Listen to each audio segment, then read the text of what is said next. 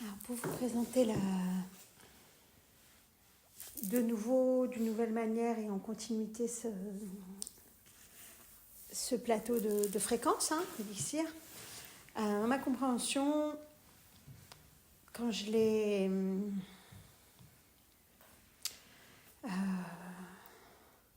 été inspirée cet hiver à comprendre en fait à quoi il correspondait, il y a eu plein de noms qui sont venus.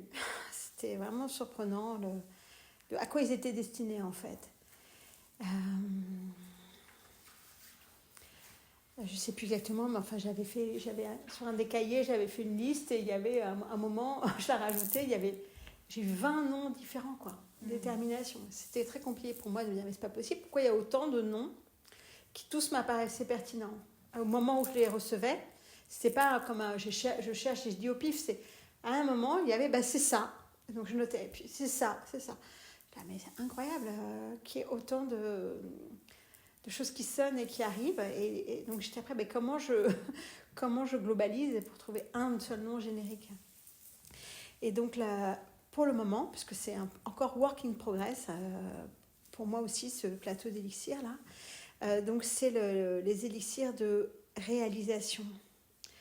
C'est-à-dire une forme de plateau d'accès possible, ou en tout cas de chemin vers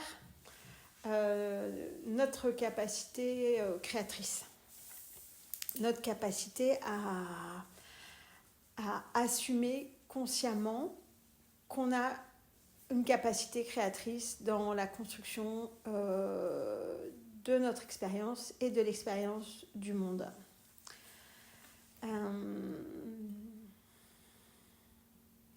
C'est un plateau qui vient après les 4 autres que j'ai faits. Du coup, qui a un niveau de fréquence qui est élevé, puisque le plateau précédent, il s'appelait le plateau d'élixir de métamorphose dans l'énergie christique. Donc, on était déjà vraiment à un niveau intense de vitesse vibratoire. Ce qui me faisait moi-même me dire, mais comment c'est possible de continuer d'en faire après, en fait. Il y a vraiment quelque chose qui me posait question, de savoir, mais qu'est-ce que tu veux faire après ça. Et en fait, après, c'est la libération de l'énergie de la puissance, en fait, qui vient. C'est pour ça que je les ai appelés les élixirs donc, de réalisation, qui est notre accession progressive et consciente à assumer notre part de création du monde.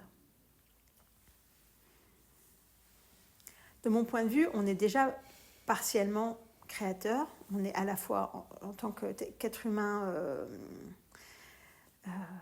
créature et créateur, mais essentiellement inconsciemment. Et là, c'est tout un dispositif d'aide qui se présente comme un processus, comme un parcours, pour nous aider à accéder à cette capacité créatrice avec davantage de conscience, à la fois donc, sur nos désirs et sur nos récits. Donc, c'est les 2 diagonales qu'on voit sur le plateau. La diagonale des désirs qui correspond à l'énergie, avec donc au centre le meilleur choix et ensuite dans le chiasme interne, pulsion de vie pour l'instantanéité, passion consacrée pour la complexité et le déroulement dans le temps, et dans le chiasme externe, donc de la diagonale des désirs, la détermination et la congruence.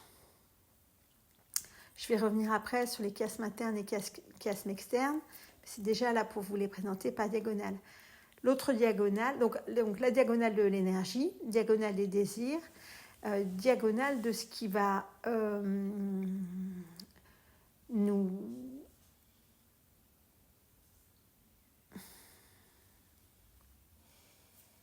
donner l'énergie, nous stimuler au niveau de l'énergie pour nous mettre en mouvement, nous mettre en action, nous mettre en expérience. L'autre diagonale, c'est la diagonale des récits. Donc, qui vient correspondre à la compréhension que l'être humain, la spécificité de l'être humain sur Terre, c'est au fil de son évolution d'accéder à davantage de conscience élaborée du monde dans lequel il vit, et à travers cette conscience, écrire son expérience, écrire le monde, écrire, non pas seulement décrire, mais écrire le déroulé de son existence par un récit. Donc, tant que c'est fait inconsciemment, c'est fait à travers un conditionnement, à travers la reproduction de comportements conformes à une époque, une culture, un ensemble clanique, etc., ce qu'on attend de soi par l'extérieur. Et plus la conscience individuelle, puis ensuite collective, mais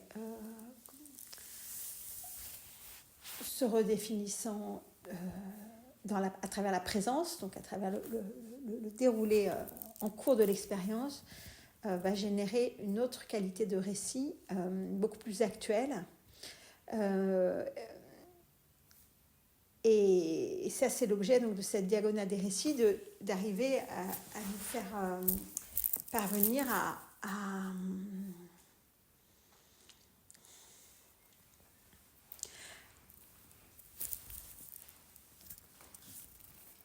à l'assainissement de nos récits inconscients,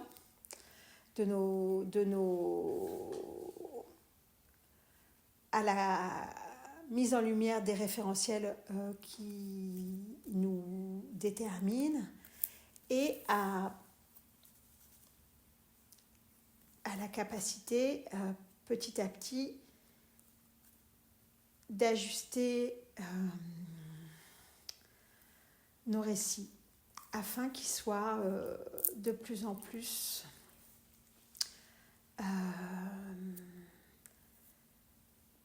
aptes à créer une réalité viable.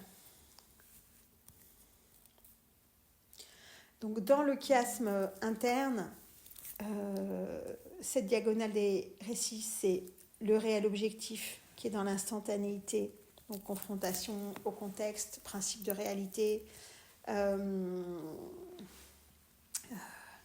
les faits, l'impartialité d'un regard qui va discerner ce qui est. Et en face, le rêve, donc, et puis avec l'idée d'objectivité, puisque le réel objectif. Et en face, le rêve subjectif, qui lui va être toute l'autorisation pour le sujet humain conscient de rêver, d'être inspiré, de porter une vision qui lui correspond et sur laquelle il va fonder le déroulé de son existence. Ça, c'est le chiasme interne.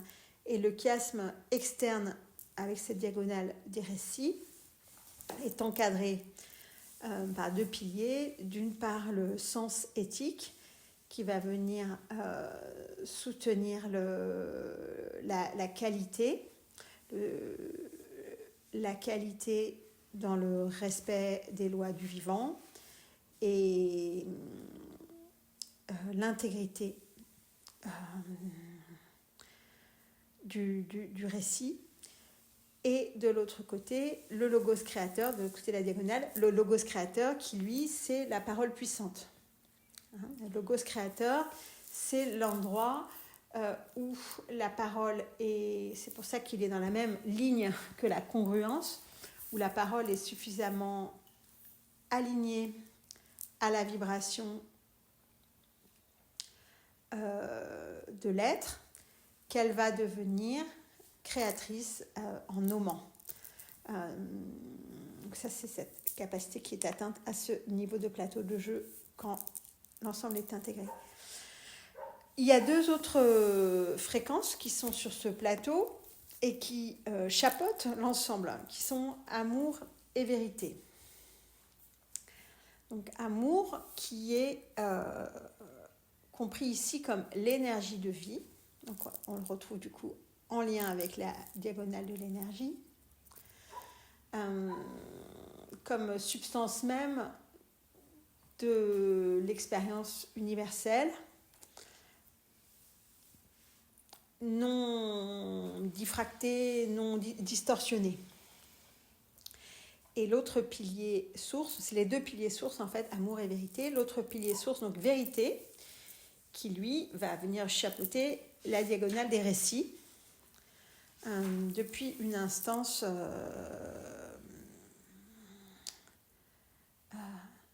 en amont même de toute image ou de toute représentation comme pur principe en fait de vérité.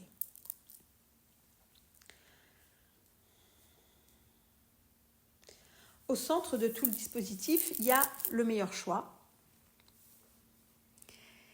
qui nous indique que c'est à travers ce qui me vient, c'est cette autorisation, ce droit et ce devoir de l'être humain de se positionner au fil du temps, au fil des expériences, au fil des feedbacks, au fil des interactions, au fil des désirs, au fil des récits, que c'est l'ensemble de son positionnement, l'ensemble de ses choix, si possible aligné sur le meilleur choix à chaque instant, qui va aller créer l'existence, créer son expérience et donc créer le monde.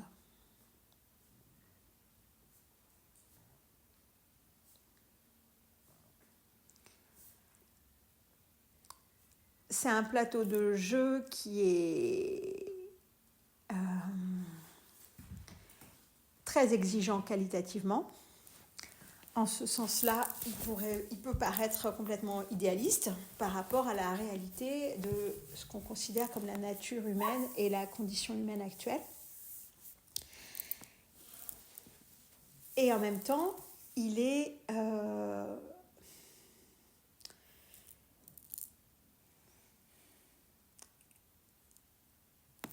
porteur de la réalité de comment ça se passe, sauf qu'actuellement, ça se passe de manière distorsionnée, en fait. Et en ça, il vient comme une proposition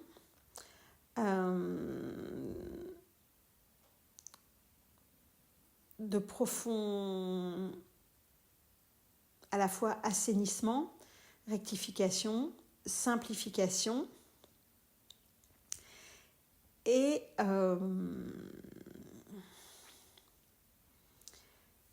révélation de l'être humain à sa véritable nature à la fois essentielle et en devenir.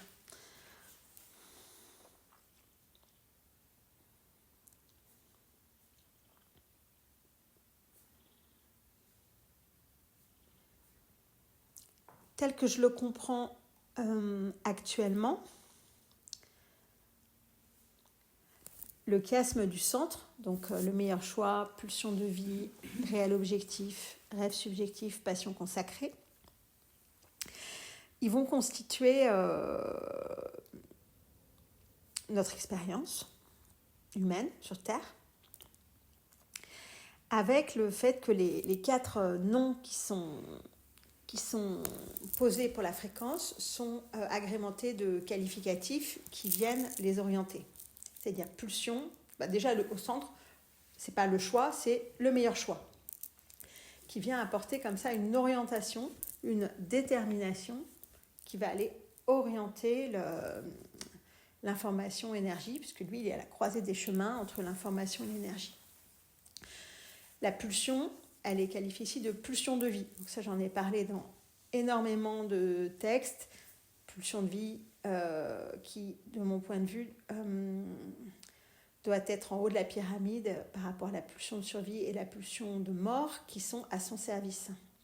Donc là, la pulsion, elle est à ce niveau de jeu.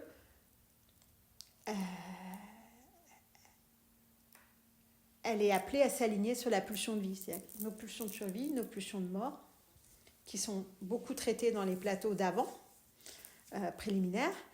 Ici, il y a une capacité à s'aligner sur c'est le oui à la vie, en fait. Cette vitalité,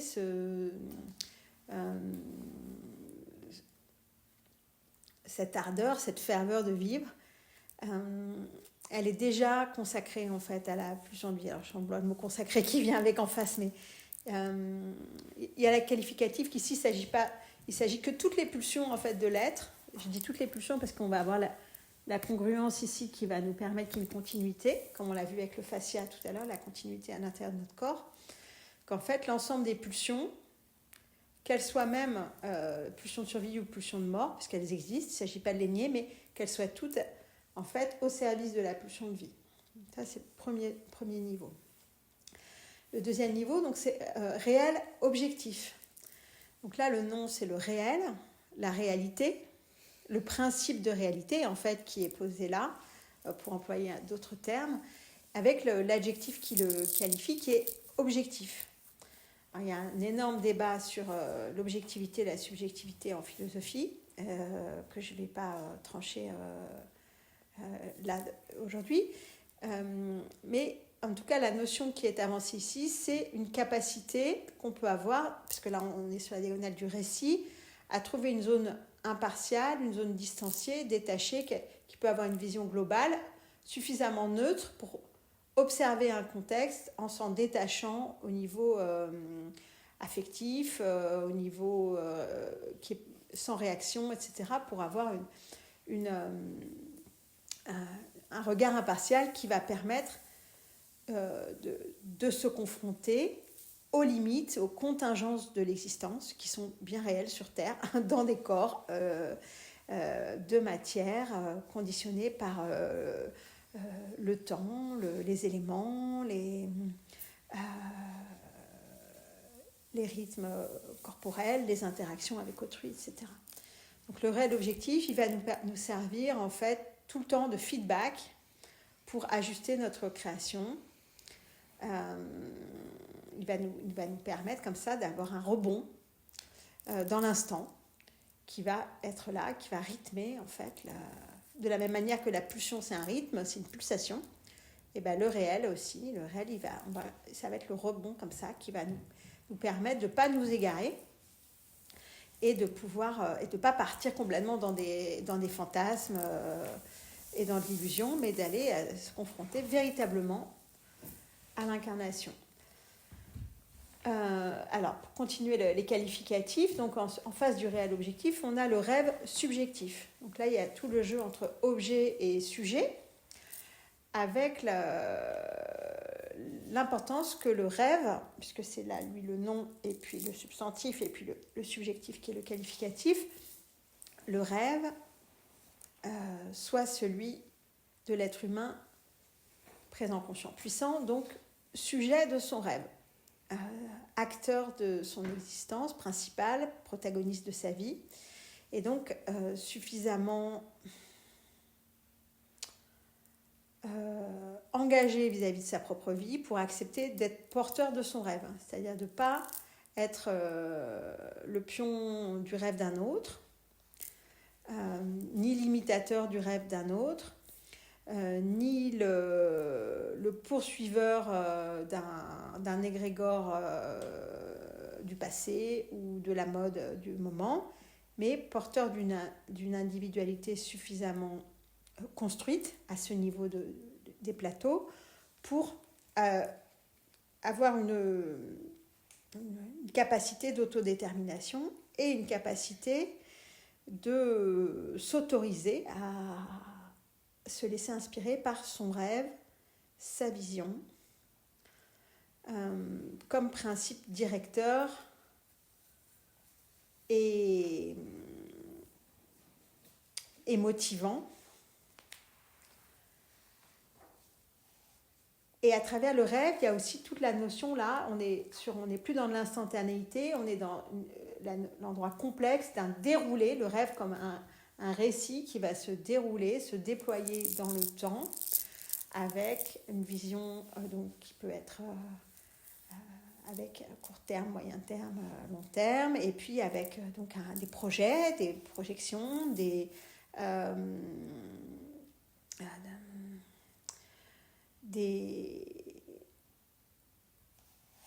visions, vraiment, là depuis la notion visionnaire de vision, qui peuvent être vastes en fait, et qui vont soutenir la conscience humaine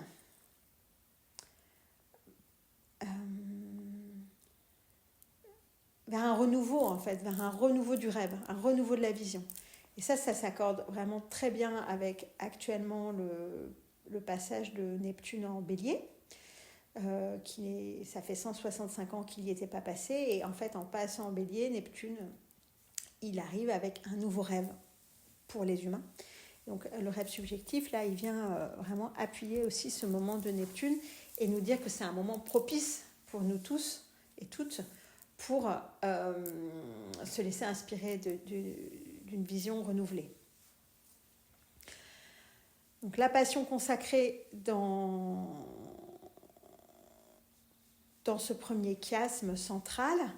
Donc la passion, c'est le substantif et consacré, donc l'adjectif. Donc la passion, en termes humains habituels, c'est associé de manière générale au drame, que ce soit le drame du sacrifice de Jésus sur le chemin de croix, ou que ce soit le drame amoureux de la passion dévorante et fatale. Là, il s'agit de se réapproprier ce mot pour le vivre de manière totalement différente, puisque c'est la passion consacrée. C'est l'idée, depuis la pulsion de vie qui est instantanée, comment cette pulsion va se déployer dans le temps, et dérouler son ensemble d'affects, d'émotions, de sentiments, de pensées et d'engagement de manière consacrée. Donc là, il y a la notion d'engager tous ses corps dans sa passion, mais dans une passion qui soit saine et qui soit... le garant du fait qu'elle soit saine, c'est l'endroit, donc c'est l'adjectif qui le permet, avec le consacré, donc il y a avec le sacré, qui veut dire à la fois se consacrer à son œuvre, se consacrer à son rêve subjectif, se consacrer à réaliser sa vie, puisque c'est l'ensemble aussi de l'objectif. Il faut que je fasse attention avec objet et sujet, comment je vais en parler, pour ça je rigole, de ce plateau. Et là, il y a la notion aussi de sacraliser la passion, c'est-à-dire de ne pas la réduire au drame, mais de l'investir d'une manière noble, sublime et en même temps très vivante et incarnée. Parce que consacré, c'est aussi le sacrum, c'est aussi le chakra sacré, qui est un chakra d'incarnation, de réjouissance d'être en vie, etc. Ça, c'est pour le chiasme du milieu. Et donc, ce que je voulais vous en dire, c'était ça, c'est que ces 4 mots, le pulsion, le réel, le rêve et la passion, sont ici, en fait, canalisés par les qualificatifs derrière qui vont les épurer en fait vers une qualité précise qui a été choisie pour ce plateau de jeu pour aider à aligner en interne et à assainir, à améliorer depuis le point de vue qui est le mien nos récits et nos désirs. Les 6 qui sont autour, donc qui forment un cercle autour ou une étoile, du coup l'étoile de Bethléem en l'occurrence, on va les retrouver de plusieurs manières. On va les retrouver à la fois en 2 triangles, donc la vérité avec la détermination et le logos créateur, et l'amour avec le sens éthique et la congruence. On va les retrouver aussi en 3 colonnes. Donc la détermination qui va avec le sens éthique, l'amour avec la vérité, le logos créateur avec la congruence. Et on va les retrouver aussi dans 2 lignes, donc le logos créateur avec la détermination et le sens éthique avec la congruence. Et dans ces multiples combinaisons, à chaque fois, ils vont aller générer comme des cordes qui vont tracer une trame, en fait, une trame de soutien, pour que ce chiasme central, en fait, puisse vibrer et puisse être soutenu par ces dynamiques vertueuses, fiables, viables et puissantes. Est-ce que vous avez envie ou besoin que je vous décrive plus à l'extérieur ? Ok, alors je vais le prendre par exemple sur je vais commencer par la diagonale des désirs, donc qui est aussi la diagonale de l'énergie, donc reliée au principe fondateur amour. Les 2 bornes de cette diagonale, c'est la détermination et la congruence. La détermination, je l'aime beaucoup parce que là, je l'ai positionnée dans la diagonale des désirs, mais elle peut aussi aller dans la diagonale des récits. La détermination, c'est à la fois un choix d'engagement, une priorisation qui a été mise et l'énergie qui est impulsée pour aller dans le sens qui a été décidé. Donc là, dans la détermination, il y a quelque chose qui est déjà décidé, qui ne va pas être mis en cause toutes les 5 minutes et qui va permettre comme ça à l'énergie de se diriger dans la direction prise par le choix. La détermination, c'est aussi, si on le prend dans le sens du récit, le fait qu'on a choisi un récit, en fait. Quand on a déterminé quelque chose, un des sens du mot détermination, c'est le fait d'avoir qualifié une chose et de lui avoir d'avoir tracé ses contours et de pouvoir en avoir connaissance. Quelque chose est déterminé. Et donc là, c'est en ayant connaissance de quelque chose, ça nous donne en fait, qu'on a décidé qu'elle était valable pour nous, on va se donner l'énergie nécessaire pour pouvoir aller la réaliser.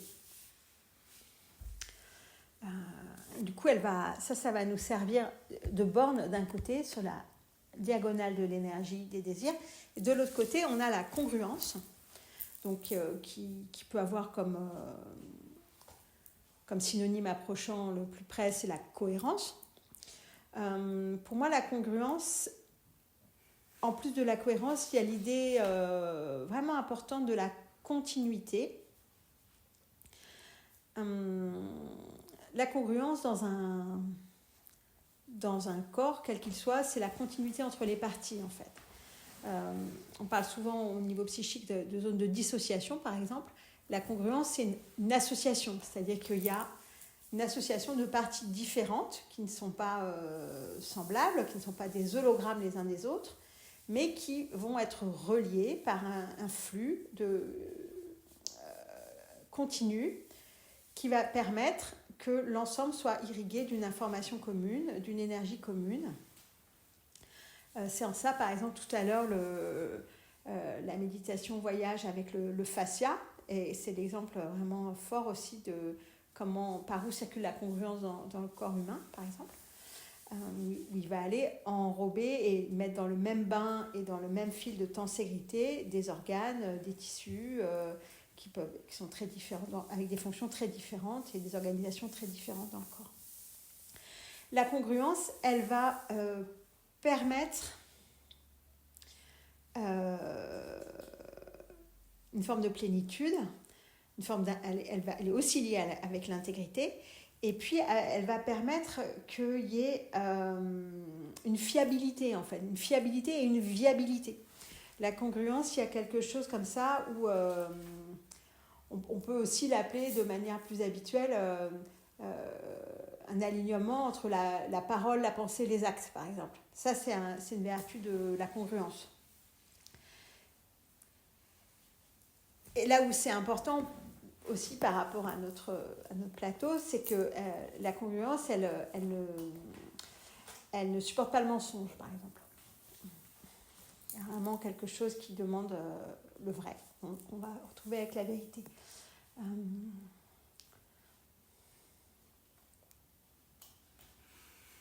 En ça, elle fait partie du coup des piliers qui vont... Parce qu'il y a aussi ça, oui, j'en ai pas encore parlé, mais une des grandes lignes très phares pour moi de tout le moment là, de conception et de compréhension de ce plateau, ça a été tout un parcours pour aller aussi déceler le mensonge, en fait, depuis une constatation qu'actuellement le monde dans lequel nous nous trouvons a été abondamment perverti par du mensonge à tout niveau, à la fois dans les structures culturelles, sociétales, mais aussi astrales, mais aussi comme poison pour bon nombre d'humains. Mensonge à plein niveau, mais notamment déjà le déni, c'est-à-dire que tout ce qui est le fait de se mentir à soi-même, d'être dans des doubles lois, ce que j'appelle la duplicité. La congruence, elle va demander qu'il y ait l'obéissance à une seule loi, tout en comprenant qu'il y a des niveaux d'intérêt différents dans le psychisme selon les moments de la conscience et selon les points de vue internes qui sont parfois différents selon les rôles qu'on a ou les niveaux de fréquence sur lesquels on vibre. On ne va pas avoir les mêmes discours, les mêmes récits. Mais la congruence au niveau de l'énergie va permettre qu'il n'y ait pas petit à petit de rectifier pour que tout le monde obéisse à la même loi et notamment que les démons internes se plient à la loi, en fait. Il y a une notion, ça va aussi aider à rétablir une autorité intérieure, donc en soutien pour le coup de la vérité. Vous voyez là, si on regarde le bas du plateau, sens éthique et congruence encadrent la vérité. Et détermination et logos créateur encadrent l'amour. Voilà. Alors sur l'autre diagonale des récits, on a d'un côté donc le sens éthique qui va permettre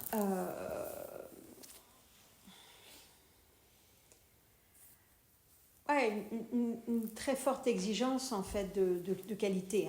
Ça, c'est essentiellement ça, le sens éthique, c'est qu'il y a quelque chose qui veut prendre soin, qui a un besoin impérieux de prendre soin de la qualité, de la vérité et du respect en fait du vivant. Et pourquoi je l'ai appelé sens éthique et pas éthique, tout simplement, c'est que ça part du constat aussi que le monde duquel nous sommes en train de sortir, c'est un monde qui avait un peu perdu du sens en fait. Pour beaucoup d'humains, il y a une grande souffrance actuellement, c'est que le monde tel qu'il est présenté, culturellement, il y a une crise de sens profonde, due à plusieurs choses, mais notamment aux montées des dynamiques de nihilisme et de matérialisme, et d'individualisme consumériste, c'est-à-dire mal compris, quoi. Et donc ça, ok, c'est un moment de transition, mais il y a un besoin très fort de restaurer du sens. Et c'est en cela que là, le sens qui est proposé d'être restauré par ce plateau de jeu, c'est un sens qui doit être absolument qualifié par l'éthique, de manière à ce que ça soit viable. C'est pour ça que c'est aussi en lien avec la congruence. Et cette notion de viabilité, elle vient avec l'amour. Donc je vous parlais de la triangulation entre congruence, sens éthique et amour.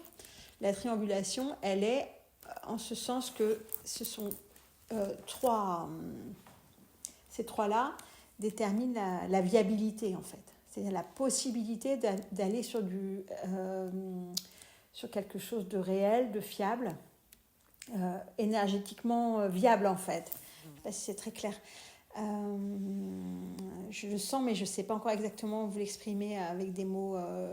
J'ai senti que je le captais, mais qu'au moment de l'exprimer, je n'ai pas réussi complètement à vous le restituer. Bon, ça viendra.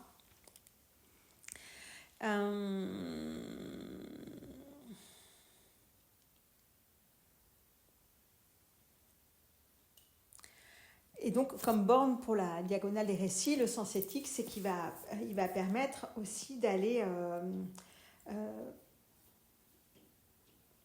prendre en compte les différents niveaux d'intérêt, capter les priorités,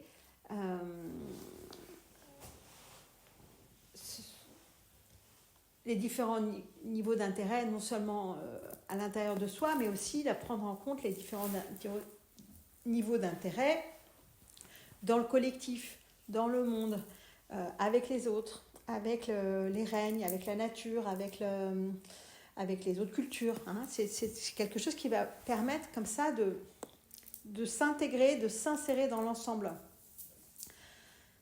avec une vision élargie qui va tenir compte de tous les paramètres possibles en essayant d'englober le fait de tenir compte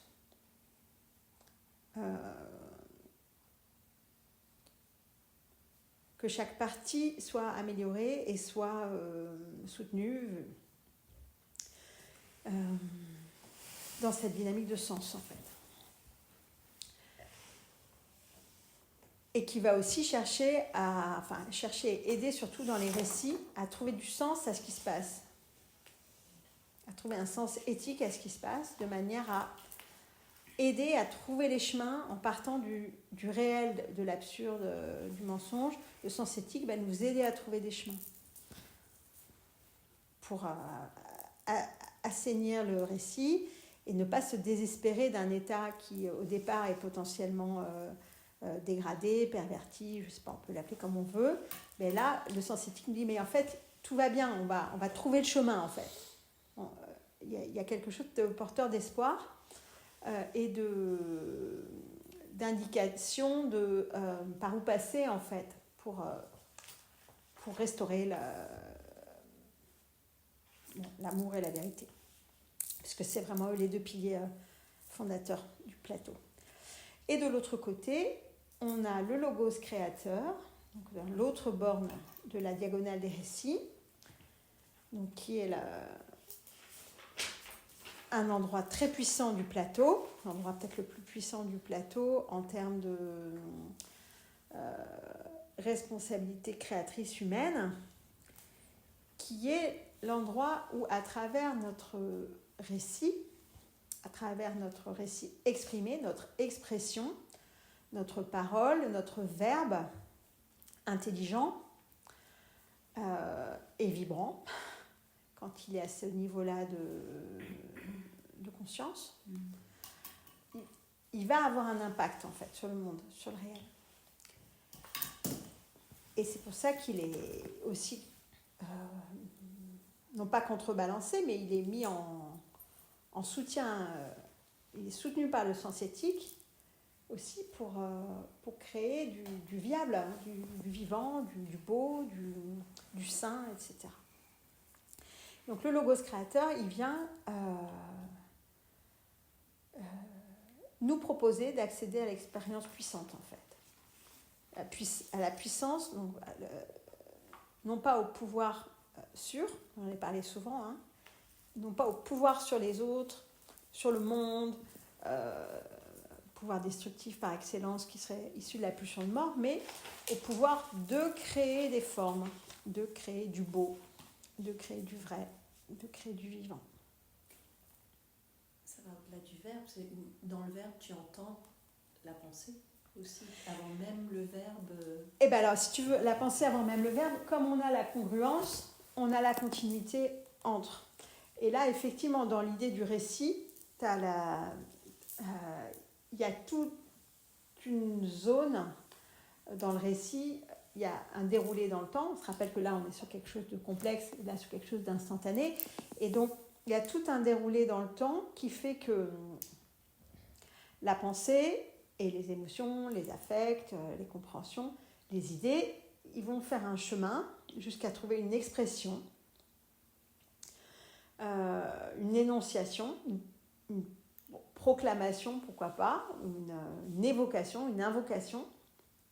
Et j'emploie exprès le mot invocation, évocation, puisqu'il y a l'idée de vocation, donc le vocation, ça, qui revient à passion consacrée, mais aussi vocale, qui est que quand même, à travers la voix humaine, c'est pour ça que c'est quand même vraiment du logos, c'est du verbe, c'est à travers notre voix, et le fait que ce ne soit pas juste pensé, mais que ce soit énoncé, vibré en dehors, sur ce plan, la voix a le pouvoir de créer.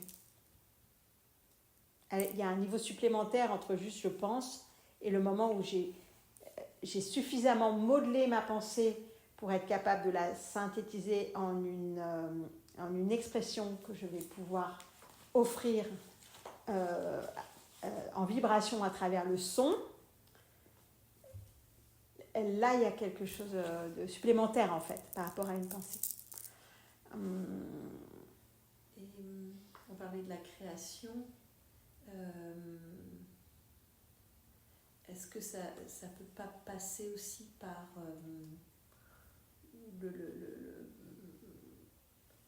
pour certains qui ne peuvent pas utiliser le verbe ou le verbe n'est pas assez je pense à des artistes plasticiens où là ça passe directement par une transformation de la matière. Sans doute. Après, si tu veux, là, moi, je suis sur un plateau de principe, là, pour le moment, et avec un déroulé. Je n'ai pas je peux pas te dire qu'on ne peut pas créer autrement que par la parole. Ouais. C'est juste que là, c'est vraiment lui, là, en tant que quart du logos, qui est venu s'installer là. J'ai vécu ça au travers d'étudiants qui n'arrivaient pas à passer la conceptualisation, etc., par contre, dès qu'ils étaient dans la main, et après, ils pouvaient verbaliser. Alors, voilà. Ou la verbalisation vient après, peut-être. Ouais. Voilà, en l'occurrence, là, c'est le chemin qu'ils ont trouvé.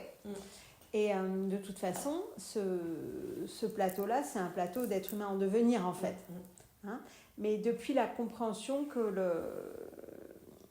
la capacité d'être conscient, d'être présent, d'être puissant, mais notamment d'être conscient, chez l'humain, elle va quand même passer par une capacité de conceptualiser, d'élaborer et d'exprimer une vision. On est appelé à ça, en fait. Et c'est en ça aussi que je suis très prudente. Alors là, c'est pas avec vous, mais je vais le dire quand même, puisque comme c'est enregistré, avec toutes les théories qui sont antithètes, en fait, qui disent juste oui, il faut profiter de l'instant, être dans le cœur et se laisser vivre. De mon point de vue, en tant qu'humain, notre devenir, c'est beaucoup notre capacité consciente. Et donc s'autorisant à élaborer des idées, élaborer des concepts, élaborer des rêves, porter des visions qui vont être investies et projetées, etc. Et mise en création, notamment par ce logos, qu'on peut appeler aussi parole vibrante, en fait. Hein. Comme on en parlait tout à l'heure, quand Liv disait oui, parfois quand je faisais les cours, j'aurais voulu pouvoir noter ce que je disais. Moi, je l'entends dans le sens du verbe créateur où parfois il descend et on peut avoir accès et prendre conscience de toute cette organisation et de tout ce qui est en amont par le verbe directement, en fait, le verbe vibrant qui vient créer la pensée au moment où elle s'exprime. En tout cas, on y a accès au moment où elle s'exprime. C'est-à-dire qu'on peut dire et prendre conscience parce que c'est dit, et ça se crée au moment où ça se dit. Et souvent, c'est les moments où on a accès à son propre savoir, quoi.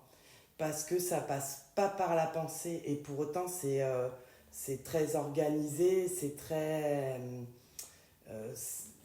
mais en amont d'un autre endroit, quoi. Ouais, moi je suis d'accord avec ça, hein, je le vis et je le comprends de mon point de vue avec le cerveau, avec les astrocytes et les neurones. Alors, C'est-à-dire que là, c'est typiquement un moment où en fait le circuit neuronal est mis en retrait, et donc c'est par les astrocytes que l'information descend et va couler directement jusqu'à une expression sans être passé par une élaboration logique, construite, répétée, mémorisée, etc. Donc ça, c'est effectivement c'est une des grandes capacités des personnes qui s'autorisent à être des antennes, à être des canaux de la vie, etc. Et pour autant, dans ce plateau-là, il y a une coopération entre le cerveau astrocytaire et le cerveau neuronal de manière à ce que ce qui est de la circulation plastique entre les deux, en fait. C'est-à-dire qu'au bout d'un moment, même si l'apport au début vient par les astrocytes, par l'instantanéité, par le fait d'être suffisamment bien branché, connecté à un moment donné pour recevoir l'information, pour autant qu'il y ait des ponts qui soient construits avec le cerveau neuronal, que lui, après, s'approprie cette connaissance qui est descendue, ce savoir, et permettre ainsi de l'approcher de l'expérience dans le temps. Donc, il y a vraiment l'idée de faire des ponts entre les deux. Mais ouais, carrément. Ouais, je suis carrément d'accord. Ça vous va ? C'est suffisant ? Là, la façon dont tu présentes cerveau neuronal, et moi j'ai mis astrocytaire, c'est pas du tout au même endroit que c'est réducteur, hein, cerveau gauche, cerveau droit, enfin avec quelque chose qui est de l'ordre de l'intuition fulgurante, et puis quelque chose qui est plus d'un raisonnement. Alors, je crois que cerveau droit, cerveau gauche, ils sont un peu en train de revenir là-dessus, au niveau scientifique, mais effectivement, l'idée qui était à la source de ça, on peut aussi la mettre dedans, c'est-à-dire sur l'endroit que les circuits des neurones, il y a des circuits, c'est des circuits, si tu veux, binaires, donc qui passent à travers des corridors, des tunnels, où ça peut répondre que par 0,1, 0,1. Donc c'est à la fois les circuits de la pensée analytique, mais c'est aussi les circuits de la peur, hein. Tu vois, c'est des circuits, en fait... Primaire, peut-être un peu. En tout cas, pour celui de la peur. Après, dans l'élaboration de la pensée, il y a des choses qui sont très complexes, même avec les neurones. Hein, il peut y avoir des arborescences neuronales qui sont remarquables, mais qui pour autant sont régulées sur du 0,1, 0,1 qui va aller se diffuser comme ça. Et effectivement, l'endroit des astrocytes, ça va être l'ouverture, en fait, à recevoir l'information en laissant l'instant descendre, en fait.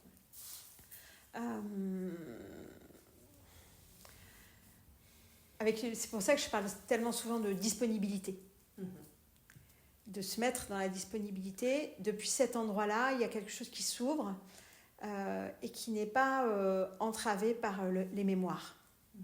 Pour moi, c'est vraiment ça aussi, c'est que les circuits neuronaux, ils sont branchés sur le passé, sur le temps, sur la mémoire. Que ce soit les circuits d'élaboration mentale sur des connaissances acquises, ou que ce soit les circuits réactifs de peur, de survie, ou les circuits de conditionnement. Ça, c'est les circuits neuronaux dans le temps, en fait. Et les astrocytes, c'est quelque chose qui va s'ouvrir sur l'instant. Et c'est aussi pour ça que là, il y a la corrélation on va aller rapprocher l'instant avec pulsion de vie et réel objectif. Et en fait, dans ce plateau, on fait vraiment des associations entre les deux. C'est aussi une manière je pressens, hein, ça va aussi être une manière d'accéder plus facilement aux astrocytes, mais aussi après d'aller faire vraiment les jonctions de plus en plus conscientes entre ces deux modes de conscience cérébrale. Parce que ce que je comprends pour l'instant de ces modes-là, c'est où est-ce que se positionne la conscience en fait dans le cerveau. Par défaut habituel, chez la plupart des personnes, elle est sur le mode neuronal, donc, qui correspond aux ondes du milieu, le bêta, alpha, etc. Et puis après, quand c'est trop excité ou trop détendu, ou mise en état de transe, etc., hop, en fait, on est en astrocyte. Hein. C'est-à-dire que la conscience neuronale est mise au retrait, et c'est les astrocytes qui prennent le relais. Et après, c'est comment petit à petit, on apprend à basculer entre les deux et à les faire communiquer. Et le logos créateur, c'est ça en fait. C'est-à-dire que depuis quelque chose qui est transcendant, qui arrive comme ça, comment on va pouvoir le mettre dans du langage, donc dans du logos accessible sur Terre. C'est aussi, ça peut être une des fonctions de Mercure, hein, si on prend les parallèles astro des fonctions astrologiques. En même temps que tu parlais de ça, ça me faisait penser je ne sais plus comment on appelle ça, aux deux fonctions qu'il y a dans l'œil, les cônes et les bâtonnets. Je ne connais pas. Donc, tu as une vision diurne avec les cônes qui te permettent de voir les couleurs. Ils sont focalisés sur vraiment ce que tu vois dans une zone très relativement déterminée, et tu as énormément de précision, et tu as les gammes de couleurs. Et puis, tu as des cellules, les bâtonnets, qui ont ces formes-là, qui, elles, ne distinguent que plutôt l'ombre et la lumière. Tu ne vois pas, et eux vont basculer mode nocturne. Tu as le passage de l'un à l'autre qui est très, qu'on appelle le passage entre chien et loup, où ton organisme va, en fonction de la luminosité, passer du cône au bâtonnet, etc. C'est là où il y a le plus d'accidents aussi. Et de façon, ensuite, en nuit, tu n'es plus qu'en bâtonnet, et c'est assez particulier parce que tu vas voir des choses beaucoup plus subtiles. Si ton œil cherche une étoile avec la partie centrale, elle ne va pas la voir, alors que si tu te mets en périphérie, tu vas les voir, ces étoiles. Donc, ces deux cellules de l'œil sont complémentaires.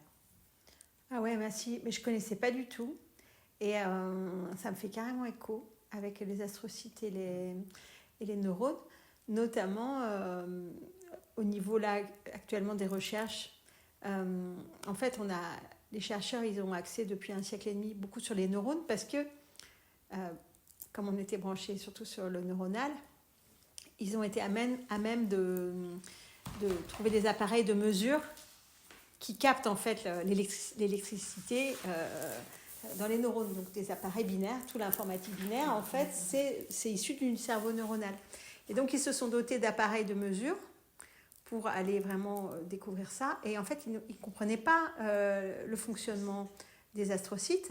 Donc, c'est pour ça que, comme ça ne répondait pas à l'électronique, ils ont décrété que ça ne servait à rien. Et là, maintenant qu'il y a eu quand même des éclairs d'intuition sur l'importance de ce qu'ils appellent la glie, donc les astrocytes, ils ont trouvé des techniques pour les repérer. Et en fait, c'est des techniques de luminescence colorée. Et donc, ça fait des couleurs magnifiques. Là, actuellement, comment ils les captent? Les premiers instruments là, de mesure pour capter l'activité des astrocytes dans les cerveaux, c'est des techniques où ça met plein de couleurs, en fait. Donc, c'est marrant parce que ça vient exactement sur ce que tu proposes comme approche. Et puis, c'est intéressant aussi parce que l'œil, c'est le regard. Donc, c'est aussi le récit. Le regard qu'on porte sur le monde, la vision. Tu vois, on est complètement en lien, quoi. Du coup, c'est le point de vue. Et puis, la capacité à voir ou pas, quoi, selon la vision dont on dispose, l'ouverture dont on dispose, etc. Ça parle carrément. Et puis amour, donc amour qui est tout en haut du plateau. Amour et vérité, les deux principes donc fondateurs et clés comme point de référence absolument nécessaire et fondateur pour se comprendre comme être humain divin en fait.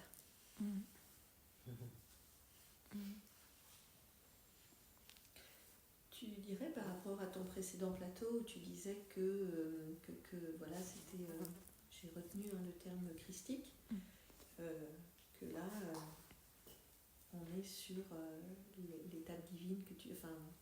Ben là, il y a ce que j'entends, ce que je pressens, c'est que c'est un parcours qui est proposé pour accepter pleinement sa part de créatrice et la vivre en conscience.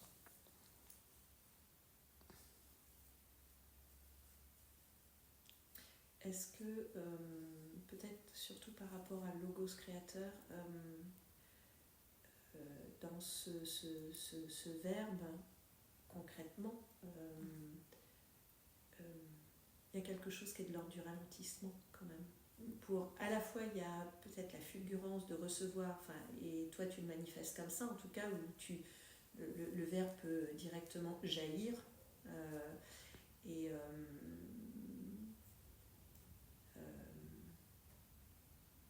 ouais, c'est comme si c'était à deux endroits, c'est-à-dire avant de faire, de dire des choses, en tout cas pour moi, il y a à prendre le temps d'où ça vient. Et donc, comme une nécessité de ralentir, parce que sinon, je pourrais être dans une logorée. On parlait à un moment donné comment on avait, il y a 2 jours, on était parti à un autre endroit où la conscience, personnellement, elle n'y était plus du tout, quoi.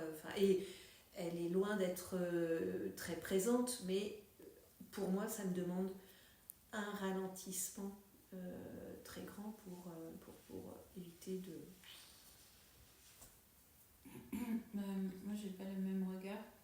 Je pense que en fait, le logos, il est vraiment lié à toute la ligne. En fait, si tu as un réel subjectif, un meilleur choix, un réel objectif et un sens éthique qui sont déjà très définis, en fait, le logos, il peut être très dense et tu vois, mais ça aura du sens parce que tout ça serait équilibré.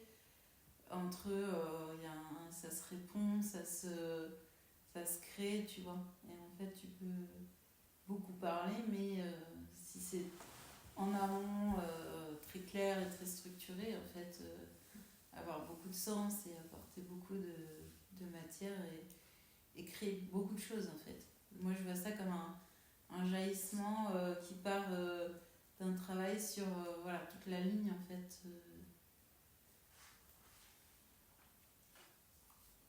Je dirais plus, ce que tu dis ralentir, c'est plus en termes de faire de la place, d'être dans la disponibilité pour que ça puisse descendre. Mais je le vois plutôt comme quelque chose qui va vite et c'est plutôt dans la vitesse comment je le vis. Mais, En même temps que tu parlais, il y avait mon truc Saturne dans Taureau qui venait dire ne pas être parasité par... Voilà, c'est là où ce que je trouve super intéressant, c'est l'endroit singulier. C'est-à-dire que là, il y a une proposition qui vaut pour chacun, mais après, la forme que ça va prendre, le rythme, la couleur, la manière, le chemin, on n'est pas structuré pareil. Et c'est ça qui est merveilleux. Et je pense qu'il n'y a ni à comparer, ni à faire valoir son chemin, ni à envier celui de l'autre, parce que l'essence même de l'humanité, c'est une pluralité collective, en fait. Et ça aussi, c'est pour le sens éthique, par exemple, c'est super important d'être avec ça. Et pour répondre à ce que tu disais Donc précisément là, par rapport à ton besoin de ralentir, et notamment par rapport en prenant l'exemple de l'autre jour, en fait, l'autre jour, on s'est désaligné. Donc de toute façon, on n'était plus du tout là. Si tu n'es pas aligné, ça, tu peux toujours en parler. Hein. Ça marche que quand on est super aligné. Voilà. Mais effectivement, en tant qu'humain, il y a des moments où on n'est pas aligné. C'est OK, en fait. Hein, c'est le réel, quoi. C'est l'objectif. Bon, là, tu n'es pas aligné. On peut toujours dire la lumière fut. Bah oui, d'accord. Tiens, je vais allumer le bouton.